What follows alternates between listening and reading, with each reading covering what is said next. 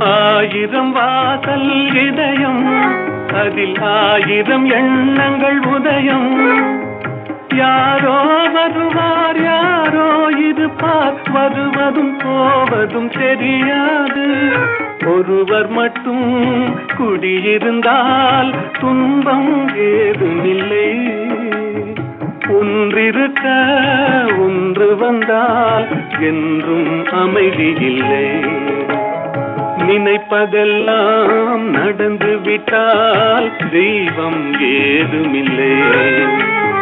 நடந்ததையே நினைத்திருந்தால் அமைதி என்றும் இல்லை.